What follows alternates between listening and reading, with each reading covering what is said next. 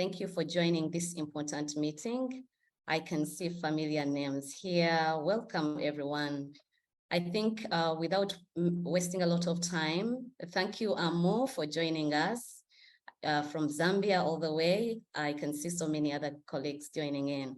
Let me pass the floor to Shelby to take us through the introduction of this great call. Shelby, to you. Thank you so much, Miriam. Good morning and good afternoon to everyone. We're so pleased to have you join today. Today, the RBM SBC Working Group welcomes the Vector Control Working Group, as well as the Multi-Sectoral Working Group for a joint session on the Anopheles stevensii mosquito. This invasive mosquito is showing up in new parts of sub-Saharan Africa and threatening to push back progress against malaria.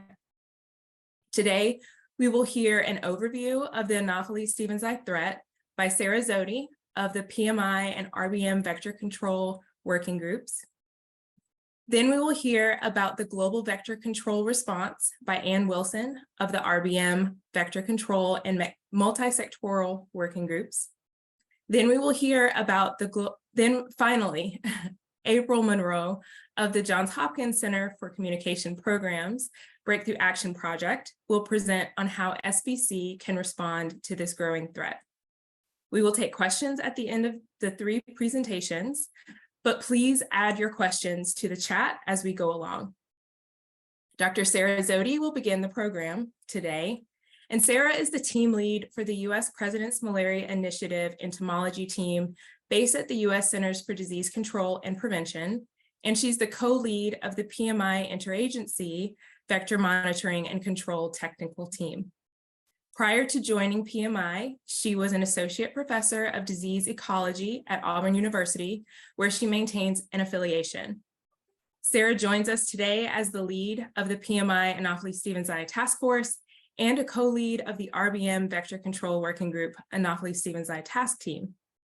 Please note that you can follow along with today's presentations in English, French, or Portuguese by visiting the link on the screen and in the chat. Thank you, Sarah, for your time today, and the floor is now yours. Thank you so much, Shelby, and good day, everyone, and thank you for your time. It's so encouraging to see this joint SBC, VCWG, and multi-sectoral working group meeting on a topic that certainly requires a multi-sectoral approach to tackle. There's growing evidence to suggest that this mosquito is and may continue to threaten the global gains made in malaria control and elimination in recent decades, particularly in Africa. So I'll provide some background on this invasive malaria vector, Anopheles stevensii, and the threats it presents. Malaria is currently a rural disease predominantly affecting populations in rural areas of Africa, where the majority of global cases occur. And the mosquitoes that transmit malaria parasites are also predominantly found in rural areas where they thrive in natural habitats. So how has the world been fighting to combat rural mosquitoes up until this point? Next slide, please. There are 2 proven malaria mosquito control interventions that exploit mosquito biting and resting behaviors. And those, as you know, are insecticide-treated bed nets that protect people from mosquito bites, and indoor residual spraying that's sprayed on the insides of houses and targets the mosquito resting behavior. And since 2005, global efforts are predicted to have saved more than 7.6 million lives and prevented more than 1.5 billion malaria infections. And these 2 mosquito control interventions alone, which target rural mosquitoes, have been responsible for about 80% of the malaria cases averted. Next slide, please. So today we'd like to introduce Anopheles stevensii, an invasive species and a different kind of malaria mosquito that really kind of threatens to alter the landscape of malaria from a predominantly rural disease to one that is both urban and rural. And with the majority of the global population living in and moving into urban centers, this mosquito can threaten to change malaria as we know it and challenge the suite of proven interventions and cross-cutting activities that we currently use to combat it. Next slide, please. So how is Anopheles stevensii a unique mosquito? Well, unlike our existing malaria mosquitoes in sub-Saharan Africa, Anopheles stevensii is very well adapted to urban environments. And unlike our typical malaria vectors that tend to reside in natural habitats, as you see in the top image here, Anopheles stevensii populations can also thrive in artificial habitats like water storage containers, wells, rain barrels, and cisterns, as you can see in the image below. And importantly, these are often habitats where another mosquito, Aedes aegypti, the mosquito responsible for Zika, dengue, chikungunya, and yellow fever, thrives. Therefore, these habitats might be ideal targets for integrated vector management strategies, and I think we'll hear more about that later. And in using artificial containers as habitats, Anopheles stevensii populations also seem to persist through dry seasons and periods of drought, whereas traditional malaria vectors typically don't in natural environments that we know of. And unlike other malaria vectors, Anopheles stevensii can also lay thousands of eggs at a time. Its population sizes can be quite large when compared to some of the other species. And Anopheles stevensii is one of the most efficient mosquito species at transmitting human malaria parasites, Plasmodium falciparum and Plasmodium vivax. In fact, so much that it's one of the most common laboratory species used in studies of malaria biology. Next slide, please. So how is this species specifically different from our other malaria mosquitoes, such as Anopheles gambi, one of the dominant malaria vectors in Africa? This is an interesting question because Anopheles stevensii is endemic to South Asia and the Arabian Peninsula, so its inclusion in taxonomic keys that are specific to sub-Saharan Africa has historically been absent, although revised taxonomic keys do now include the species. And without the right training, this species right training and keys, this species can easily be misidentified as Anopheles gambi. Additionally, unlike Anopheles gambi, Anopheles stevensii seems to have unique binomic features, which make it a challenge to collect adults using routine collection methods that we use for Anopheles gambi, such as human landing catches or CDC light traps, those that target adult mosquitoes. Instead, most Anopheles stevensii population surveys are conducted through larval surveillance, so sampling the immature aquatic stages of the mosquito. And while there are still questions around Anopheles stevensii's biting and resting behaviors in Africa, from what we know at this point, Anopheles stevensii seems to not bite and rest indoors as much as Anopheles gambi. And as I mentioned previously, those are behaviors that are the ITN and IRS targets. Recent climate research has also shown Anopheles stevensii to be highly thermotolerant across environments that are more arid than Anopheles gambi. And a study led by Vienna et al. Showed that Anopheles stevensii can transmit Plasmodium falciparum malaria parasites across a much larger geographic range in Africa and a much wider thermal range than Anopheles gambi, and for more months of the year, in some cases up to 12 months. 12 months are for transmission. This mosquito is also resistant to the insecticides that it's been tested against within its invasive range. Next slide, please. Now, as I mentioned previously, Anopheles stevensii is endemic to South Asia and the Arabian Peninsula. And in India and Iran, for example, in India, this is the primary mosquito responsible for malaria. So in 2012, following a malaria outbreak in Djibouti, a country that was reaching pre-elimination status, Anopheles stevensii was detected in a seaport. And a few years later, in 2016, Anopheles stevensii was detected in Ethiopia and Sudan. In 2019, it was detected in Somalia. And since then, in recent years, it's now been detected also in Nigeria, Kenya, Eritrea, and Ghana. And at this point in time, the full extent of Anopheles stevensii's distribution is not known on the continent, and it's not quite clear how Anopheles stevensii is being introduced into these new locations and how it's moving, although there are some suggestions that it's moving through commerce and trade. Now, a really important resource I want to highlight here is the WHO Threats Map, which highlights any new detections of Anopheles stevensii, but it also creates an opportunity to provide real-time updates of reports of Anopheles stevensii, and is a location where countries doing surveillance for this species can deposit their data, their surveillance data, whether Anopheles stevensii is detected or not. And that really provides a global resource for being able to see the spread of Anopheles stevensii and to track it. So I just want to highlight that WHO threats map and the opportunities to provide country data into that data set. Next slide, please. So what impact has invasive Anopheles stevensii had on malaria in Africa thus far? Well, in Djibouti, and as I mentioned, malaria pre-elimination status was achieved in 2011. And following the detection of Anopheles stevensii in 2012, there was an over 30-fold increase in malaria. And in fact, from 2018 to 2020, the number of suspected malaria cases went from 100,000 to over 300,000 just between those few years. And in Djibouti at this point in time, evidence does suggest that this mosquito is leading to an increase in cases. So what's happening in other countries? In Ethiopia, there are a large number of sites where the species has now been detected, over 45 sites, and laboratory studies in Ethiopia on the invasive populations have shown that invasive Anopheles stevensii in Ethiopia is a competent transmitter of the two human malaria parasites, P. vivax and P. falciparum, that are in wide circulation there. And the wild Anopheles stevensii have been found carrying infective malaria parasites as well in a number of sites. In 2022, there was an outbreak of malaria in the urban area of Dire Dawa in Ethiopia. And this was unusual because it was during the dry season.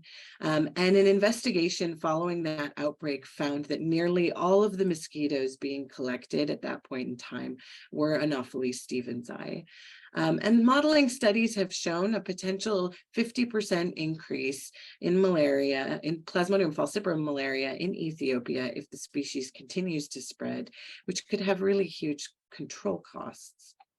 Next slide, please. So what is the potential global impact? Well, it's predicted that an additional 126 million people will be at risk of malaria, predominantly in urban areas in Africa, if the species continues to spread. And a study by Marianne Sinka et al. A few years ago showed the specific locations within countries that are at particularly high risk based on their habitat suitability for the species' establishment. This means that there may be competition for limited resources that could threaten investments in global malaria control. In addition to threatening investments, this shift of malaria from a rural to an urban and rural disease could really reverse the progress that's been made towards malaria elimination in recent decades. And the world is highly connected to these urban centers through travel, trade, and commerce. So really, urban malaria in Africa threatens global malaria. Next slide, please. So as I mentioned previously, this is a mosquito that's a bit different than our typical malaria vectors. And the data in Africa thus far, as I mentioned, have shown that Anopheles stevensii populations are resistant to nearly all of the insecticides that we are currently using in malaria vector control, ITNs and IRS. And also, there are surveillance challenges in requiring larval surveys. This adds to the existing entomological surveillance methods currently being used for adult Anopheles mosquitoes. And taken together, these differences really highlight the surveillance and control challenges that this species creates in its new invasive range.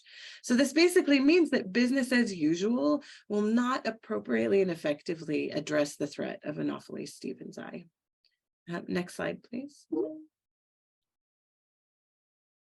So just to highlight, there are a number of challenges, and I touched on some of those briefly, but there are a number of challenges related to surveillance, related to control, related to resources. The spread of a species also requires cross-border collaboration and coordination, and that can potentially be challenging.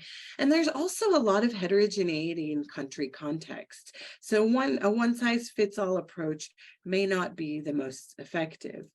And it's really critical also to recognize that SBC may need to reach populations at risk that are in urban settings with this species.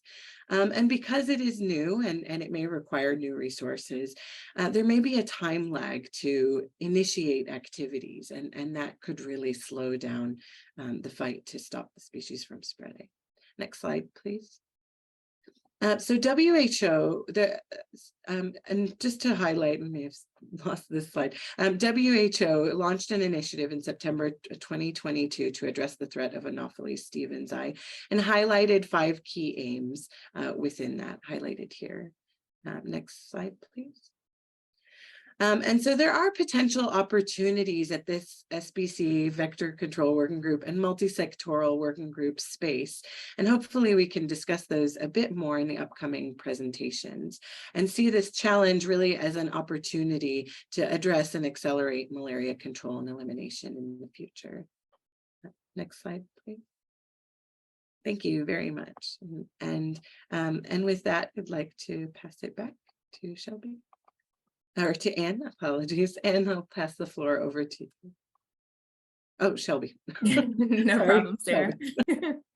Thank you so much for that comprehensive overview of the Anopheles stevensii threat in Africa. It's certainly clear that we need to plan unique ways to combat this unique mosquito and try to get ahead of the issue as much as possible.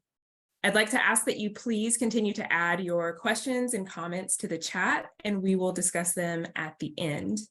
So next we do have Dr. Ann Wilson, who will discuss the global vector control response to Anopheles stevensii.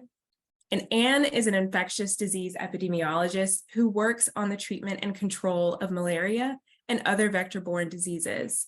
She has a PhD from Durham University and a Master's of Science in Public Health in developing countries from the London School of Hygiene and Tropical Medicine. Anne joins us today as a workstream co-lead on implementing the global vector control response as part of the Vector Control Working Group, and she is a member of the multi-sectoral working group. Anne, I will pass the floor over to you. Thanks, Shelby. So good afternoon, everybody, and thank you for the opportunity to speak today. I'm going to be sharing some information today on the consensus statement, which is called the Global Vector Control Response to Anopheles stevensii. And this was developed jointly by the RBM Vector Control Working Group and the Multi-Sectoral Working Group. And the consensus statement is really a call to arms of the RBM working groups to take action against this invasive vector species. Next slide, please. So as Sarah has outlined really well, there are increasing reports of Anopheles stevensii from different countries, and this highly competent invasive malaria vector species represents a threat to malaria control and elimination, not only across Africa, but also across the Middle East and Sri Lanka as well. Next slide, please.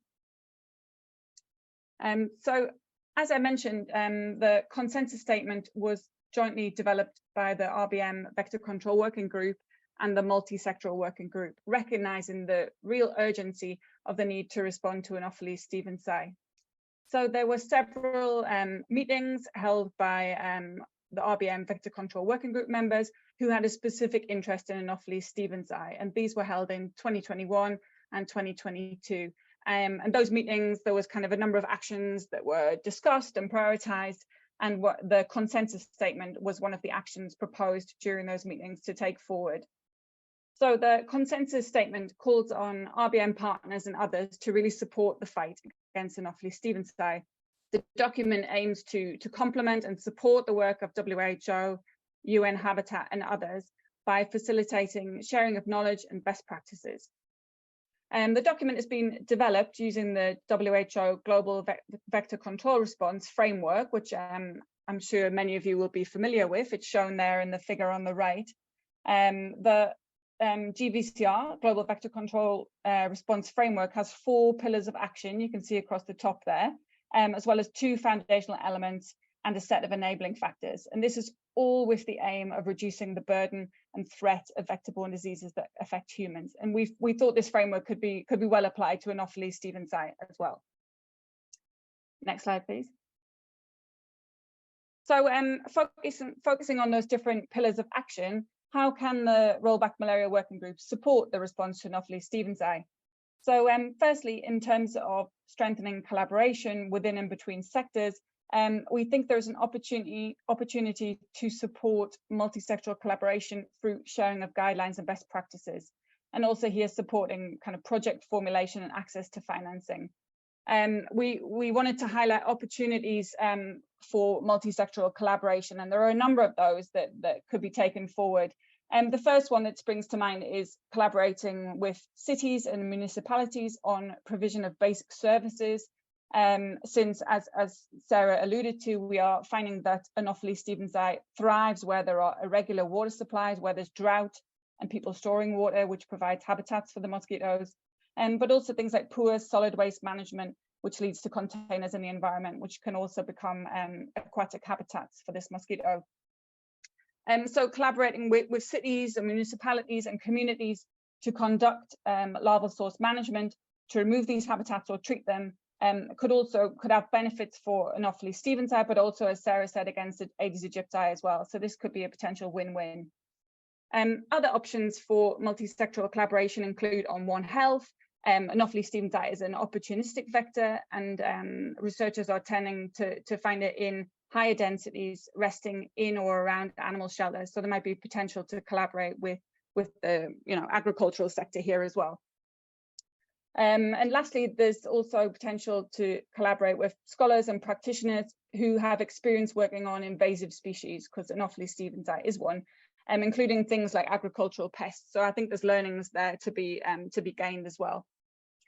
On the second pillar is around enhancing vector surveillance and monitoring and evaluation of interventions.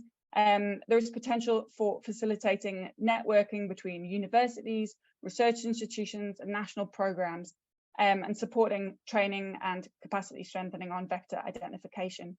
As Sarah mentioned, knowledge sharing on how best to do surveillance of Anopheles-Stevensii larvae and adults is required, and as people are trying new methods for capturing the mosquitoes, sharing that knowledge between across the networks, and also again on identification, because Anopheles-Stevensii and Anopheles gambiae tend to look very similar and may be misidentified without training.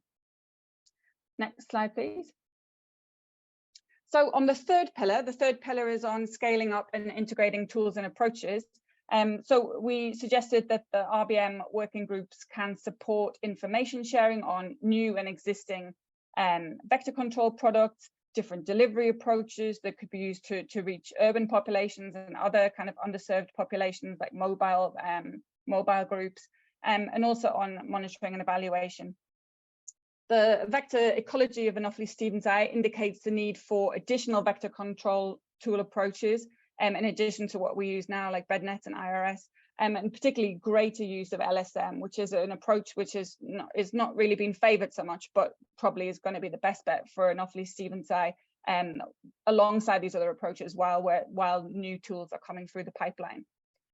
So programs with experience in using LSM in urban areas and peri-urban areas, such as Sudan as one example, would be really best placed to share knowledge on how to implement that approach. Pillar 4 is on engaging and mobilizing communities, which is probably of most interest to those here listening today. And here's some suggested actions, areas of focus include sharing information on social and behavior change communication for Anopheles-Stevensii control, and I think April's going to talk about that topic next. Also advocating for the importance of human behavior for effective control, but also acceptable control and sustainable control is really necessary. Often this aspect gets overlooked, and we think it's particularly important for Anopheles-Stevensii control. Another area of focus, which is being completed, the Human Behavior Task Team of the Vector Control Working Group have collated a list of social science experts who have experience working on vector-borne diseases, who can be called upon by programs and researchers to support their work, and would be very happy to share that information further. And lastly, sharing best practices from community-based source reduction programs for Aedes aegypti should also be a focus. Programs particularly in Latin America and Asia have lots of experience here, which our colleagues in Africa and elsewhere in the invasive range of Anopheles stevensii should tap into. Next slide, please. The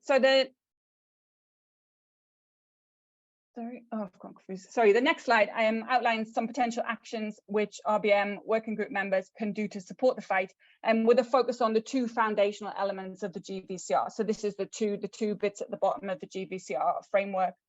So the first is on enhancing vector control capacity and capability. And here a focus highlighted by national malaria programs is on facilitating networking between centers of excellence, training and research institutions to build human and laboratory capacities for Anopheles stevensii surveillance and control. The second foundational element is on increasing basic and applied research. Here the working groups can be a forum for networking, for sharing findings, as we are here today. And another activity being led by the RBM Vector Control Working Group and MESA track is on facilitating identification of research gaps. So here we plan to convene groups of researchers and program staff on different topics to generate a research agenda. And this will hopefully facilitate alignment on the top research priorities and prevent duplication of effort. And it will also be a useful advocacy tool for further research funding. So here we are planning to convene a group of researchers and program staff who are working on human behavior and SBCC. So if this is something you'd be interested in participating in, please get in touch.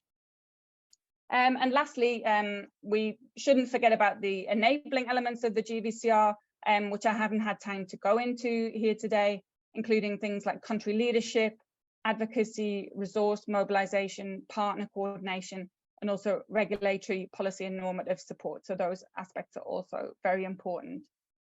Next slide, please. So that's all really. Thanks for your attention. The actions proposed in the consensus statement, so some of the things I've gone through today are just suggestions.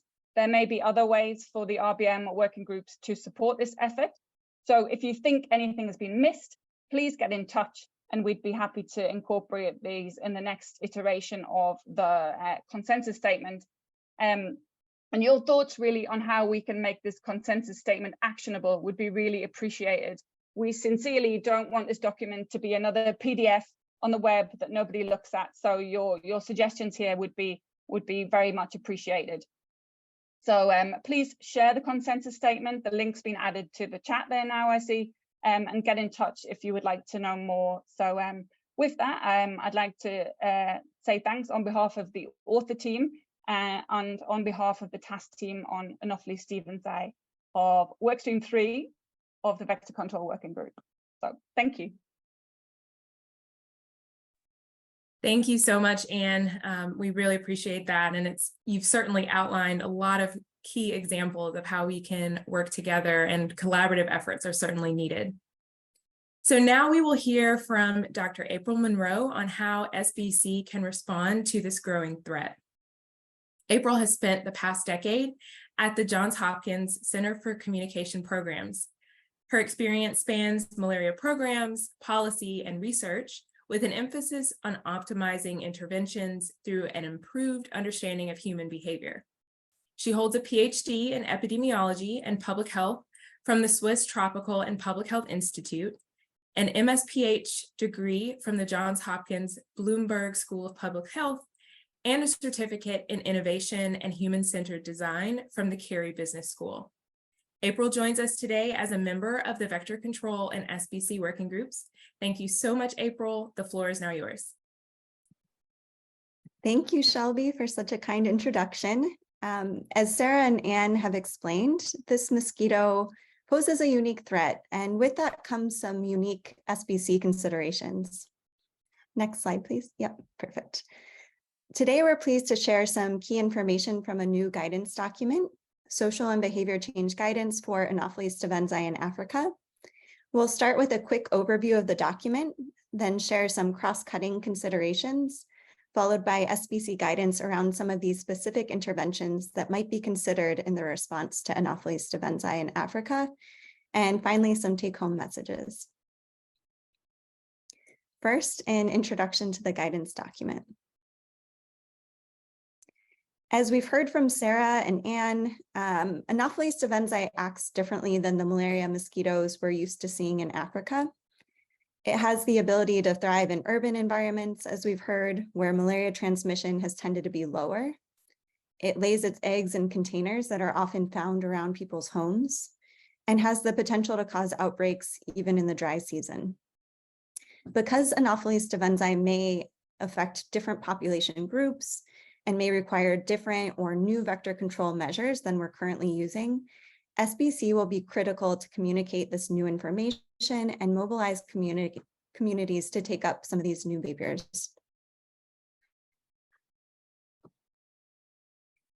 SBC should be included in the response to Anopheles stevensii in affected areas. Evidence-based guidance is needed. So to meet this need, SBC and vector control experts from PMI and the Breakthrough Action Project developed guidance focusing on individual, household, and community level behaviors that have the potential to support mitigation and control of Anopheles stevensii in Africa.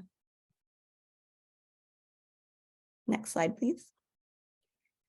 So these fall into two broad categories. First is, what are those unique considerations for core interventions that are already widely promoted in sub-Saharan Africa? So things like insecticide-treated nets, indoor residual spraying, and prompt care seeking for fever.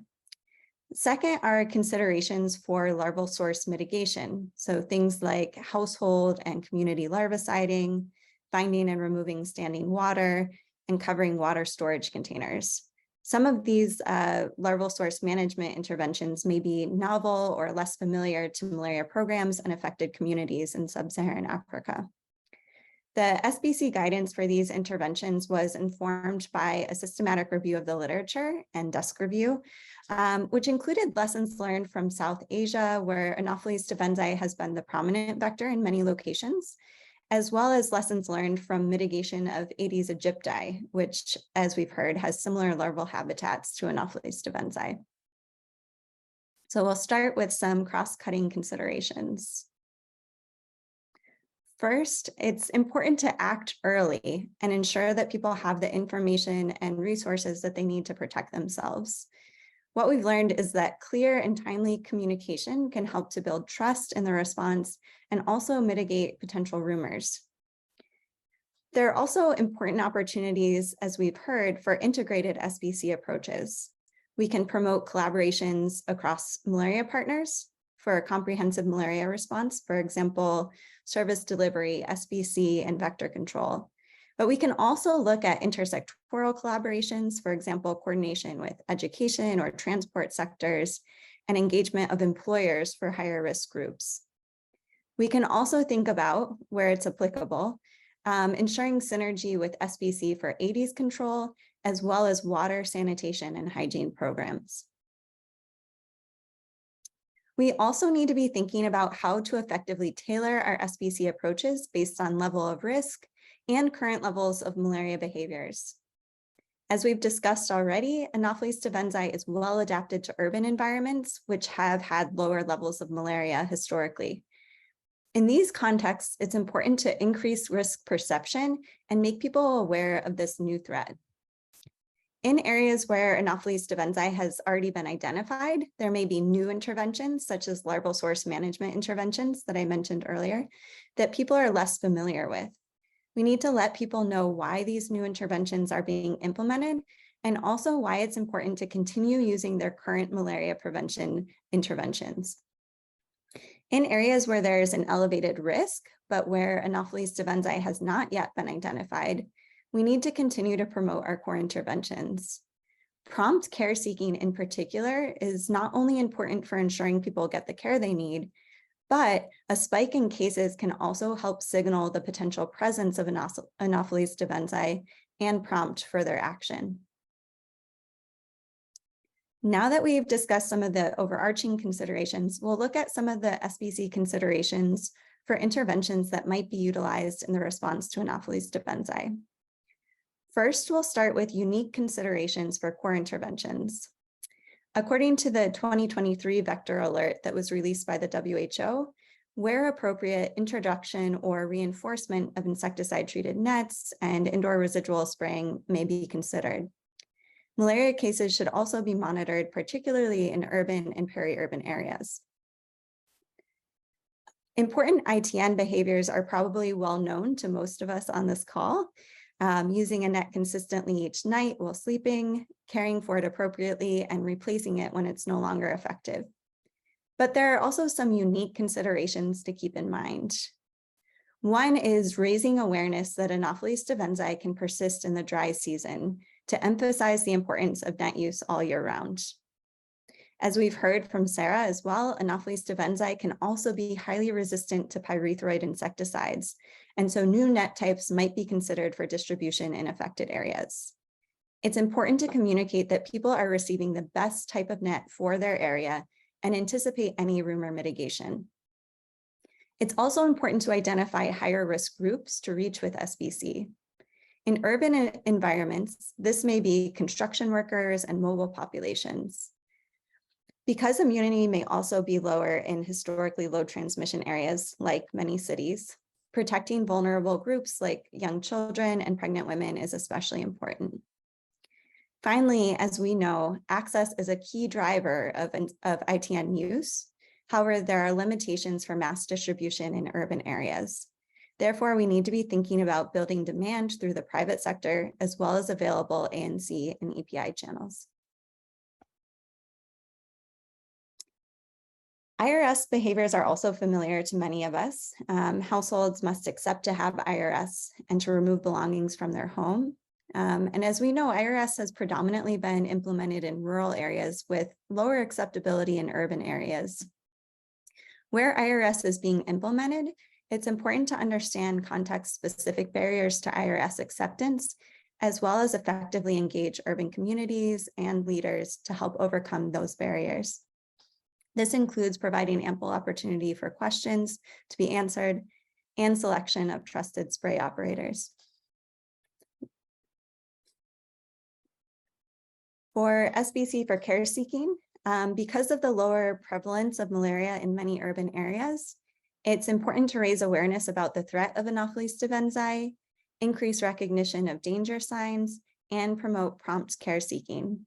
Again, identifying and reaching higher risk groups, such as mobile populations, will be important. Next slide, please. In areas where Anopheles stevensii has been identified, the immediate focus is often going to be on managing vector larval sites in urban and peri-urban areas. So this can include removing larval sites where that's possible, modifying larval sites to prevent mosquito access. So that means installation of sealed lids, for example, and where removal and modification are not possible, treatment with biological or chemical larvicides. There are important SBC considerations for these larval source management interventions that we'll look at now. For household larviciding, the behaviors may vary depending on the type of larvicide used, but generally we're talking about applying and monitoring larvicide in household water containers. Access to water storage containers within households and private compounds is really crucial to the success of this intervention, but it can be pretty difficult to reach these in urban settings. Early and meaningful engagement with communities and the use of technicians that are trusted by the community can help to overcome barriers and reach household water containers. Providing clear messaging about the specific steps for household members to follow and how to manage water containers between larvicide applications is also critical. For successful community larviciding, community members need to support efforts to identify community breeding sites and accept the application of larvicide in those sites. Building trust and utilizing existing community-based systems have been shown to increase acceptance and impact for community larviciding. It is also important to clearly explain the rationale behind the seasonal schedule of larviciding. Emphasizing safety and both personal and community benefits can help increase acceptance. And finally, thorough training in habitat and larval identification is important for the success of these programs, as is employing iterative cycles of research, feedback, and discussion to inform and improve SBC in this area. Finding and removing standing water involves identifying and removing mosquito breeding sites in and around the home and community. It's really critical to note that general cleanup campaigns in which communities are informed they should clean their yards and communal areas without clearly specifying which containers or which areas need to be removed have little effectiveness. Caregivers have been found to be an appropriate focal point for this intervention, given their responsibilities related to household water collection and storage. And removing standing water should focus on where specific breeding sites have been located. It's important to note that there's mixed evidence for covering water storage containers to reduce mosquito breeding. And this largely has to do with how effective the cover is and how it's used and maintained. Household members and communities may not always be aware of the characteristics that make a cover effective, so a strong SBC component is key here. The lid should make a very tight seal, it should not touch the water inside, and it should be made of a material that does not accumulate water and does not crack or warp in the heat or the sun. Covers must be kept in excellent condition and replaced as needed. Covering short-term water storage containers, so those that may be used every day, for example, have less potential to be effective, as frequent lid use can result in wear and tear and render the lids ineffective or in some cases even counterproductive. Collaboration with WASH programs, housing modification initiatives, integrated vector management programs, and professionals who can cover large water tanks is recommended. We've covered a lot today, so let's look at some of our take-home messages. First, individuals, households, and communities in affected areas can play a critical role in the response to Anopheles stevensii and the success of proposed interventions. Second, it's important to act early. Clear and timely communication can help to build trust in the response. Next, we need to think about tailoring our approaches based on levels of risk, current levels of malaria behaviors, and to higher risk population groups. As new vector control interventions are rolled out, we need to continue promoting existing prevention behaviors. And for new larval source management interventions, we can't say it enough. Specificity is crucial. General messages have the potential to do more harm than good. Finally, there are important opportunities to think about integrated approaches to SBC, to find and strengthen new collaborations, and to break out of the silos we sometimes collectively find ourselves in. I want to say a big thank you to the team from PMI and Breakthrough Action who developed the guidance document that informed this presentation, some of whom are on the call right now, as well as you all for your participation. It's really amazing to see the level of interest in this topic. And if I can, I'd like to end with a call to action. We have been so lucky to be able to learn from colleagues in South Asia and colleagues working on Aedes control to help inform this guidance. But there is still a lot to learn as we face this threat in sub-Saharan Africa. I hope those in a position to act will not only ensure SBC is integrated in the response, but also that we as an SBC community continue to learn, to fill these evidence gaps, and to document and share best practices as we implement SBC to address this unique threat. Thank you, and back to Shelby.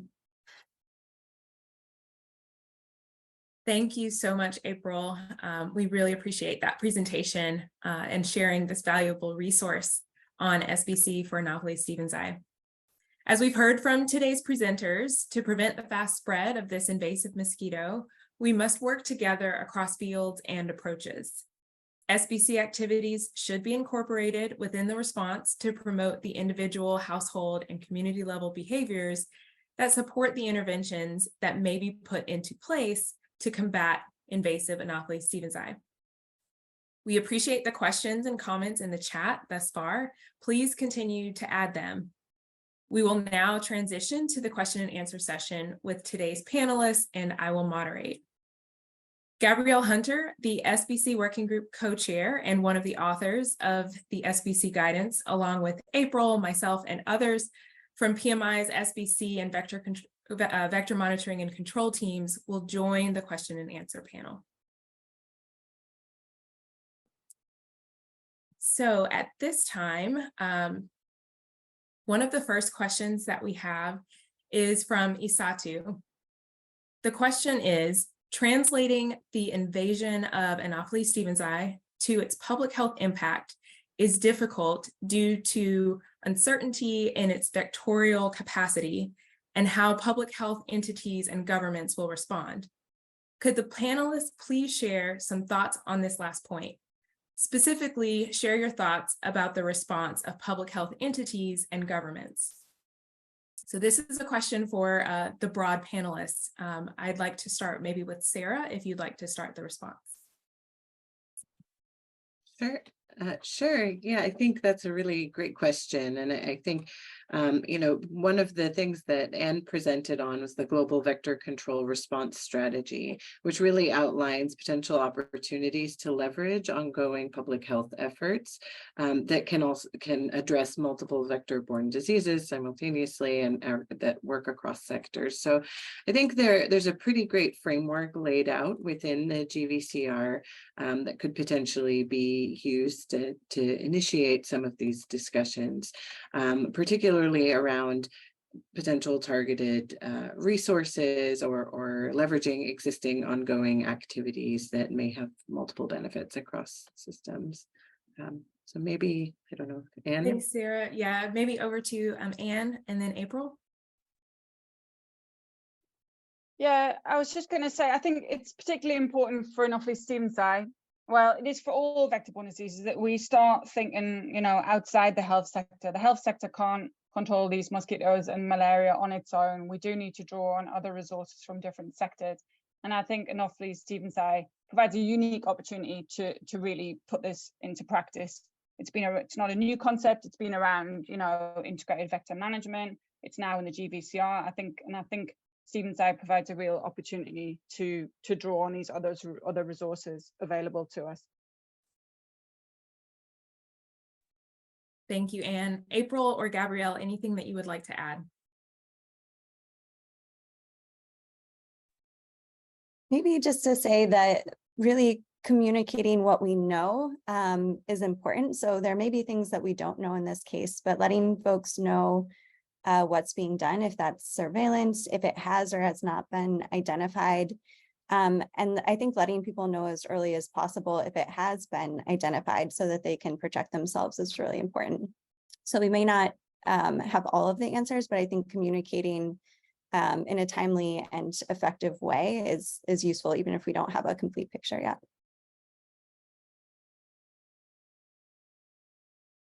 Great, thank you so much.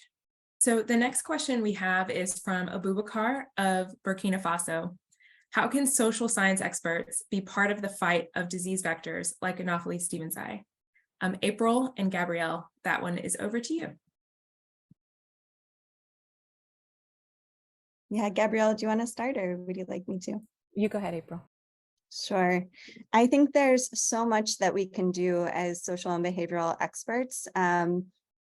Making sure that, as we've talked about today, that individuals, communities, households are really involved in the response, that we have effective SBC. And something that we didn't have a chance to talk about so much here is really how important formative research is as well. So using both qualitative and quantitative methods to inform the SBC approach is so important, as well as documenting some of the best practices.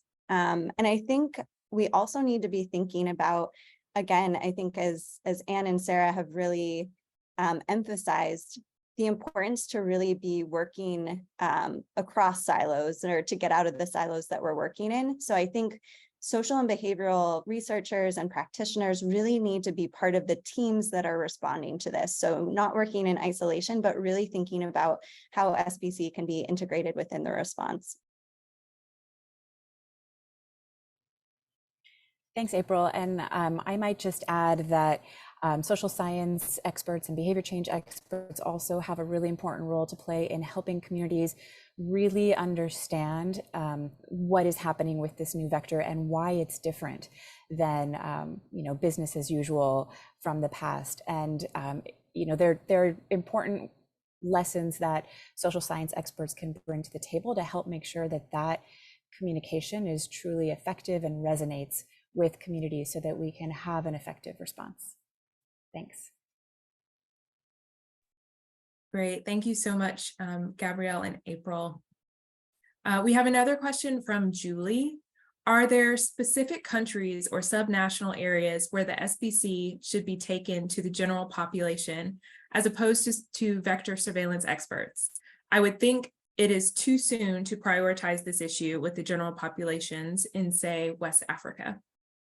So I will maybe start with April and Gabrielle, and then Sarah and Anne, if there are any specific points that you'd like to add from the vector control perspective too.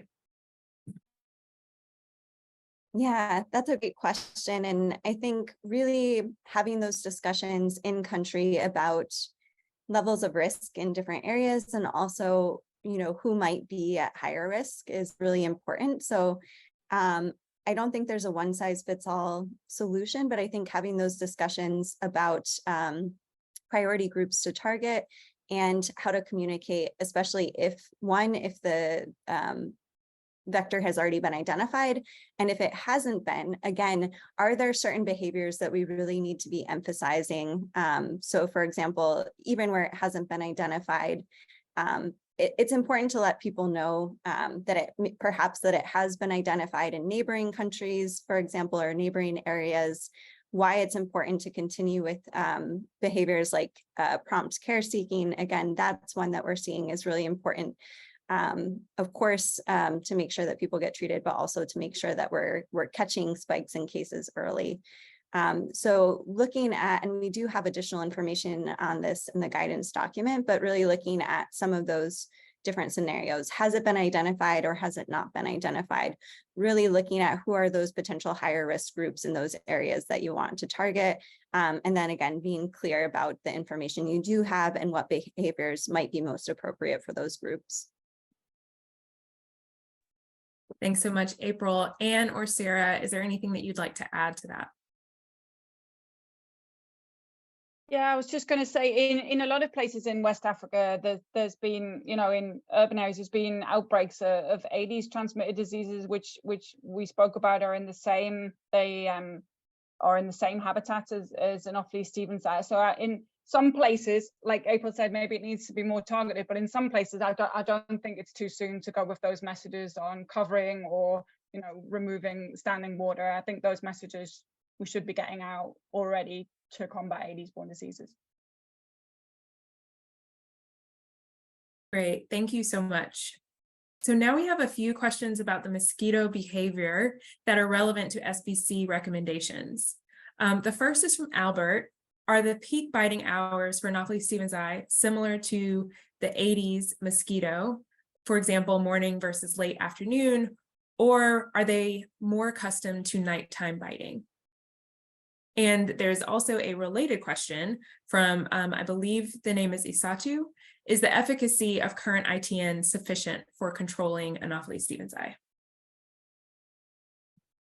So April and then maybe Sarah. Yeah, I was going to say maybe Sarah first. I think she would be best positioned on the vector behavior side of things, and then happy to jump in after that. Sure. Yeah, thank you. That's such a good question. And in fact, that's a question that, I think there's a lot of discussion around in the research community in particular, how to really ensure that the appropriate data to address those questions is being collected. I think in terms of what we know about Anopheles stevens eye biting and resting behaviors, like I mentioned, it's largely limited because we don't have a great adult surveillance tool necessarily. So it's possible to collect Anopheles stevens eye around livestock shelters or in near valve pits, but getting that kind of hourly biting behavior data in its invasive range at least has been quite a challenge. And similarly, its resting behavior has been a bit difficult, although those animal shelters and valve pits seem to be interesting in Ethiopia. So I think there are a lot of questions still about its specific behavior and binomics. Having said that, there are reports from its endemic range of Anopheles stevens eye biting outdoors and even in the daytime. So just things to consider, but just to flag that is a place where there's a lot of room for potential research and consensus by the community, because there are gaps in knowledge there for sure. Great. Thank you so much, Sarah. And we know we're running short on time, but we have one final question from Valerie. Has any thought been given to communication campaigns in countries bordering those where Anopheles stevens eye borders in anticipation of invasion to those countries? I'll ask Sarah to respond to that, particularly as it relates to the Anopheles stevens eye action plan. Yeah, that's a great question. And there are a number of resources now. We have a PMI action plan. MESA has a great website of all of these Anopheles stevens eye resources that can be used. In a number of countries, there are actually maps that show habitats that are the most suitable for Anopheles stevens eye establishment, which can help guide surveillance efforts. Additionally, a lot of these initial detections in Africa were made through insecticide resistance monitoring collections. So just taking a look at the mosquitoes collected during insecticide resistance monitoring, because they're collected typically as larvae, and taking a deeper look at those and ensuring that the species identification is really rigorous.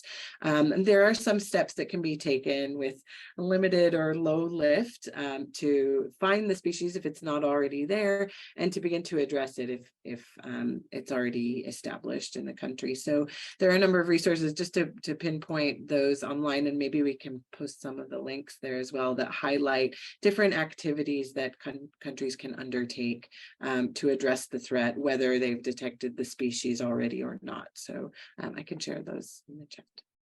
Thank you so much, Sarah. We have had a lot of great questions and comments that have come throughout today's presentation, and we thank you. We weren't able to get to all of them, but glad we were able to discuss a few. I'd like to take this opportunity to thank Sarah, Ann, and April for their timely presentations on this growing threat. As Sarah mentioned, there are a number of resources, and each of the resources that we discussed today can be found online via the links that are pasted in the chat. Let's see, in the chat, you will also find a link to PMI's resources for responding to Anopheles stevens eye, which include the action plan, fact sheets, reports, and more. And I will now pass the floor to Gabrielle. Thanks so much, Shelby. Thank you to PMI and the RBM Partnership Vector Control and Multi-Sectoral Working Groups for joining our SBC working group today for this joint session. It was really informative, and clearly the discussion must continue. So as a final note, we do invite you to share your work on combating Anopheles stevens eye with our membership on Springboard, or reaching out to us by email so that we can continue the conversation and we can all learn from the work we're doing. Next slide. Just a quick note before we close, a reminder that we will be hosting our SBC working group in-person meeting on November 7th through 9th. This is our 10th annual meeting, and we hope to see many of you there. We will convene in Abidjan with interpretation, of course, in English, French, and Portuguese. Registration will open soon, so please keep an eye on your email to know when it opens. And you can always check our annual meeting website for more information. Next slide. Here are just a few more upcoming events that to share with you to mark your calendars. There's another meeting also with the Malaria and Pregnancy Working Group coming up soon, as well as a webinar that we will be hosting for the SBC Working Group in September. The topic is still being decided to be announced, but the details will be communicated as always through our email listserv.